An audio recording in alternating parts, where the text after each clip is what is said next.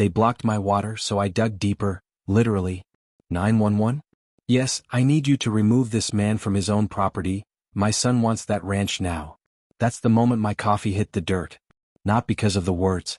I'd heard worse in war zones and family dinners. It was the fact that the woman was serious, like hand on hip, pearl necklace clutching serious. Now rewind 5 weeks. My name's Jake Morgan. I'm not much for small talk, but if you ever swing by County Road 17 just west of Burnett, Texas, you'll find my place, Morgan Ranch. Been in the family since the 1890s. I'm the last Morgan standing, and I aim to make sure this land outlives me. It's not flashy. Just solar panels stretching along the hill, a weather-beaten barn I rebuilt myself, a well that taps sweet underground water, and enough land to walk for hours and not see another soul. That piece is everything. Or was. You see, a new HOA subdivision popped up just a mile down. Picket fences, artificial lawns, and people who thought open range was a type of Netflix show. I ignored them at first. Folks came, put up their prefab houses, hosted wine tastings. They were harmless enough, until she arrived. Karen Whitmore, HOA president. Drove a white Escalade like she was the Queen of Texas and used words like synergy and communal progress, like they were holy scripture. She came to my gate on a Saturday. Uninvited. Hi there, she beamed, holding a clipboard and wearing oversized sunglasses. You must be Mr. Morgan. I just wanted to have a friendly chat about something very important. I wiped my hands on a rag, still holding a wrench from fixing my windmill pump. Ma'am, I don't do friendly chats through fences. She laughed like I was a 5-year-old. Oh, I understand. But see, my son, he's been having a hard time emotionally. The hustle and bustle of the HOA community isn't ideal for him. We were hoping he could set up a little retreat. Right here. She pointed beyond the gate. At my ranch. You want me to sell? I asked. Oh heavens no. Just, offer it up. Community-mindedness, Mr. Morgan. Think of the healing power of nature. I looked at her like she was a busted radiator. Lady, this land heals me. That's all it needs to do. Her smile faltered. We were hoping you'd be more cooperative. It is for mental health. And I'm mentally healthy enough to say no, I said and walked off. Should have known that wasn't the end. A few days later, my cattle started getting restless. My border collie, Tessa, barked at the troughs like they owed her money. I checked the tanks. Low. Too low. The solar pump was running. Something was wrong upstream. I grabbed my ATV and followed the line to the creek. The creek was the ranch's lifeline. Always had been. Spring-fed, old as the rocks it ran over. My great-granddaddy dug the first irrigation channel with his bare hands. And now, blocked. The flow was almost a trickle. Worse, about 50 yards upstream, a metal fence ran across the creek bed like it had always been there. Signs were bolted to it. Private HOA water source. No trespassing. Trespassers will be prosecuted. I swear I laughed. Not because it was funny, but because the absurdity of it all could have been pulled from a bad sitcom script. They fenced off a creek. I walked closer. The fence wasn't just new. It was tactical. Dug into the dirt, braced with concrete footers, reinforced mesh. Someone paid real money to block it. And it wasn't just about water rights. It was about control. I looked around, trying to spot where the runoff had been redirected. Sure enough, a few yards over, a thin plastic pipe ran from the backside of the dam, toward the HOA's retention pond. I crouched down, hand on the steel wire. That's when I noticed it. Tucked in a tree just off the main path. A small, green hunting camera, camouflaged but blinking faintly. Still powered. Still watching. Now I'm not a paranoid man. But I've rigged enough surveillance in my army days to know when someone's trying to catch you in the act. The setup wasn't amateur. Battery pack extended. Solar trickle charger. SD card slot probably full of footage of deer, armadillos, and, now, me. They wanted me to cut the fence. To cross the line. Give them a reason to escalate. I pulled back. Didn't cut it. Didn't touch the camera. Instead, I whispered, "You picked the wrong man." I turned on my heel, drove back down to the ranch and poured myself another coffee. No anger, no panic. I just needed to dig deeper, literally. Next morning, I drove to the county recorder's office and requested every document tied to my land. Water rights, survey maps, land grants from 100 years back. Took 3 hours and a sore printer. But what I found, that was worth its weight in gold, and lawsuits. Camera in the tree still powered, watching the illegal dam. Jake's preparing to respond, but not how they expect. They blocked my creek. I brought receipts. The moment I walked into the county recorder's office with a black folder full of grit and 30 years of sun on my boots, I could feel eyes on me. Not just any eyes, their eyes. Karen and 2 of her loyal little clipboard cultists were already at the desk, laughing about irrigation permits or some other flavor of HOA micromanagement. The smugness radiating off them could have set a cactus on fire. "Can we help you?" the clerk asked me. "Yeah," I said. "I need copies of all land surveys, water access rights, and title documents for parcel 36C through 42E. Under Morgan, Jake." Karen turned. "Jake," she said sweetly, like she hadn't tried to annex my property 5 days ago. "What a coincidence. We were just here finalizing our community water reallocation strategy. Isn't that fun?" I didn't answer. I just raised an eyebrow and waited. 15 minutes later, the clerk handed me a thick stack of papers, bound with a rubber band and smelling of age and ink. The final page was a survey from 1973, signed, notarized, and certified, stating uninterrupted creek access as a protected natural resource for the Morgan Ranch, per the Texas Surface Water Code. "Strategy this," I muttered, sliding it into my folder. Now I had the receipts. But paper was only part of the plan. Back at the ranch, I went full engineer mode. Dug into my storage shed, pulled out a few trail cams, a solar-powered drone I used to check fencing, and a brand new 128GB SD card I'd been saving for deer season. Mounted the cameras on trees just inside my fence line. Angled one right at the dam, another on the pipe run. The drone? I let it circle each night on a loop, set to hover and record infrared when it picked up movement. 3 nights in I struck oil. They came after midnight. Flashlights bobbing.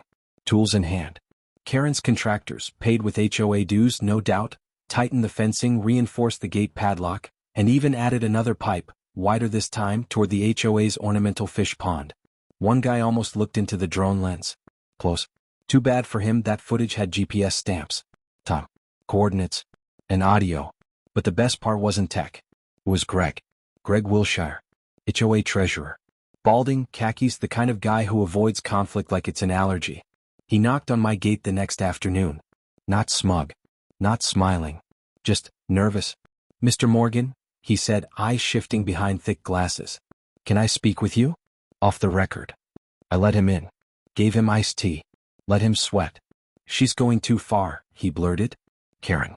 She doctored the development map.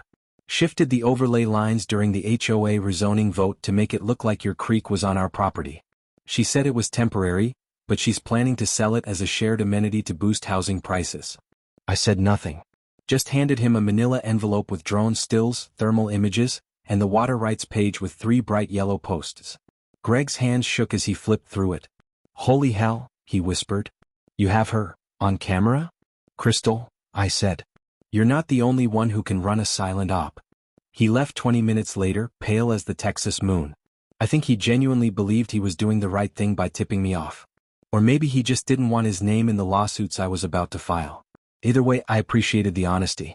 Karen, of course, had a different idea. 3 days later, she called the sheriff. Said I was trespassing. On her land. That I'd crossed her HOA fence, endangered protected waters, and had an unauthorized surveillance operation on a sensitive site. I was mid-repair on a gate hinge when the cruiser rolled up. 2 deputies. One old school, one new. "You Jake Morgan?" the younger one asked, stepping out of the car. "Last I checked," I said, wiping my hands on my jeans. "Got a report of trespassing. Harassment. Possible tampering with HOA infrastructure." I nodded. "Let me guess, Karen Whitmore?" He didn't reply. Just said, "Mind showing us where this alleged incident occurred?" I walked them up the slope to the fence. Showed them the signs. The concrete dam. The newly added pipe. "Here's where it gets fun," I said, pulling the folder from my truck. I handed them the 1973 Water Rights Survey. Highlighted in red. Gave them laminated screenshots from my drone feed. "This here," I pointed, "is timestamped Tuesday, 2:41 a.m. You'll see Karen's contractors entering a property they don't own, fencing off public access creek flow, and redirecting it through stolen piping." The older deputy squinted at the photo. "She say this was her land?" "Said she had spiritual inheritance," I deadpanned. He raised an eyebrow. "That's not legally binding." "Didn't think so." The younger deputy took out his notepad. "Do you have video?" I pulled out my phone. "Roll tape," I said. Footage loaded. There she was. Karen. Flashlight under her chin like a bad ghost story, barking orders at two hired men in polo shirts and cargo pants. Make sure it's tight, she snapped. We need to prove he's tampering our land. Let him cut the fence, just make sure the camera catches it. If he touches that pipe, we file for criminal damage. Silence. The younger deputy's pen stopped moving. Sir, he said after a long pause, can you email that to me? I did. Right then and there. Karen may have played dirty, but I brought receipts. Jake's drone footage directly implicates Karen in orchestrated sabotage and entrapment. Law enforcement now has eyes on the case, and Karen's mask is starting to slip. They played dirty. I built a dam of my own. You cut water to a rancher during a drought. You nuts. That came from old man Pena, a war vet who's lived off rain barrels and raised goats since the Reagan years. He shouted it across the HOA meeting hall like he was calling in artillery. Karen froze mid-sentence. She had been reciting a scripted update about safety protocols and unauthorized surveillance conducted by rogue landowners, when the audience turned. Apparently, news travels fast when your HOA president tries to spiritually inherit someone else's creek. Meh. I wasn't even there. I watched the whole thing through a live stream some teenager had posted to TikTok with the caption, #Karen vs Rancher #Texas Takedown.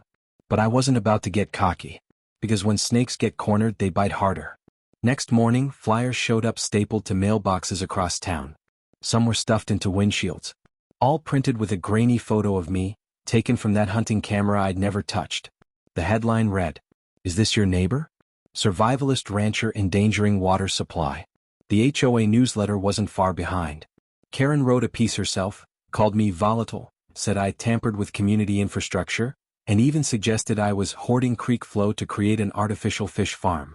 She really thought she was clever. But I didn't get baited. Instead, I laid low and got to work. First, I installed solar-powered smart locks on both my front and rear access gates.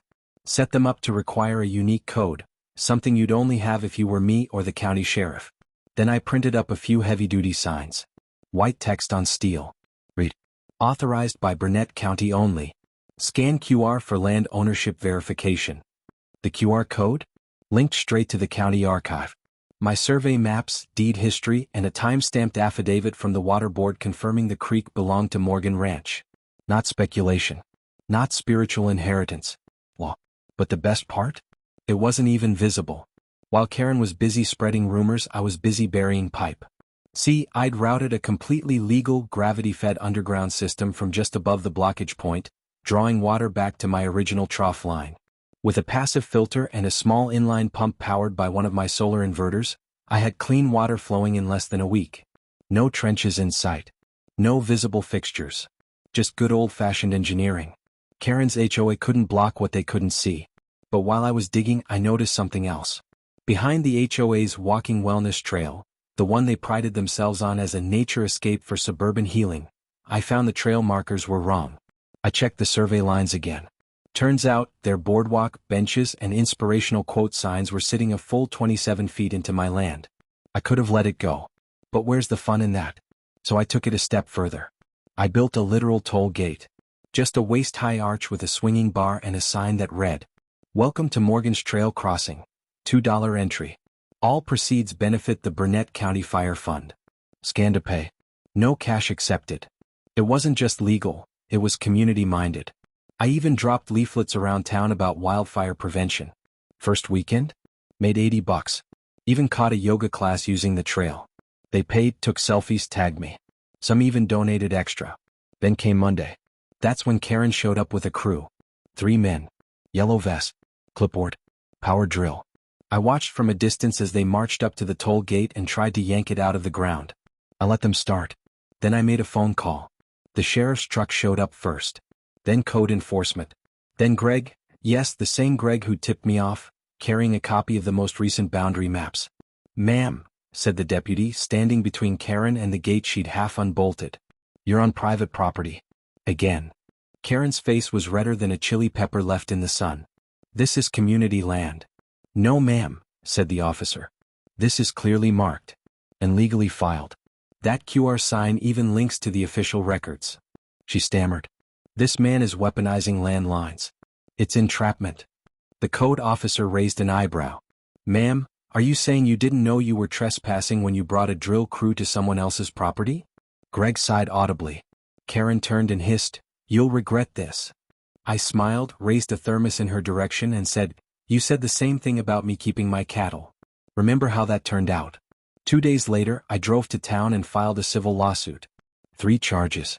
Land encroachment, HOA's trail invaded 0.42 acres of private property. Falsification of development documents, based on Greg's confession and matching files. Unlawful diversion of a protected water source, supported by drone footage, timestamped GPS coordinates, and the county water board signed report. But here's the twist, I wasn't the only one filing. Turns out a few other neighbors had been quietly harassed too. Karen had fined a couple for excessive grass height during a stage 2 drought. Another woman was forced to remove her chicken coop because it disturbed the visual tranquility of the street. So I invited them to join my suit. And they did. It stopped being my fight real fast. It became ours. We weren't just defending a creek anymore. We were defending sanity. And if Karen wanted to play games with maps and meetings and power trips, I had a bigger board. And my next move was checkmate. Jake files the lawsuit, joined by other residents, turning Karen's war of control into a public battle. The judge is about to weigh in, and Karen's got no more fences to hide behind. They called the cops on me. I called my lawyer, and the news. Hello? Yes, officer, this squatter refuses to leave my son's land. Yes, we need someone here immediately. That voice again. Karen Whitmore. I stood behind the gate of my ranch, sipping black coffee from an enamel mug as she jabbered into her phone like it was an intergalactic distress call. Her SUV idled behind her, hazard lights blinking like a tantrum. This time she brought no clipboard. Just rage. She hadn't learned her lesson. Not after the restraining orders. Not after the cease and desist letters. Not after 3 county officials told her to back off. And certainly not after being publicly booed at her own HOA meeting. But Karen was committed to the bit. She stood just outside my gate, on the shoulder of County Road 17, still very much not her property, demanding I be removed from the land my great-grandfather had tamed with a mule, a pickaxe, and a stubborn streak bigger than Texas itself. The sheriff's cruiser pulled up slowly. Same older deputy from before. Sturdy, slow-moving, with the face of a man who'd seen enough HOA drama to last 2 careers. He stepped out, gave me a nod, then turned to Karen. "Ma'am," he said calmly, "we've been through this." "But he's trespassing," she snapped, pointing like she was casting a spell. "This ranch should be ours. My son needs this place for mental clarity. Emotional grounding. His therapy goat is en route." The deputy sighed. "Ma'am, the court records, the land titles, the verified footage, it's all confirmed. That's his land. Not yours." Karen's mouth flapped like a sheet in a windstorm. "This is spiritual theft." The deputy raised one eyebrow. "Ma'am, I'm going to need you to come with us." "What? On what charge?" "Filing false claims. Trespassing. Attempted water theft. Obstruction of a natural flow. Oh, and harassment of a county official." Karen's face drained to chalk white. I didn't smile. But I didn't blink either. She was escorted to the cruiser, still yelling about divine inheritance and HOA bylaws like they were commandments carved into stone. And just like that, she was gone. But that was only the beginning of the real reckoning. 3 weeks later we were in court. Me on one side, in boots and clean jeans, hands folded like I was waiting on a church sermon. Karen on the other, flanked by a real estate lawyer who looked like he regretted every life decision that brought him here. The judge read through the stack of evidence like it was bedtime poetry. Drone footage. QR-linked county maps. Signed declarations from the water board.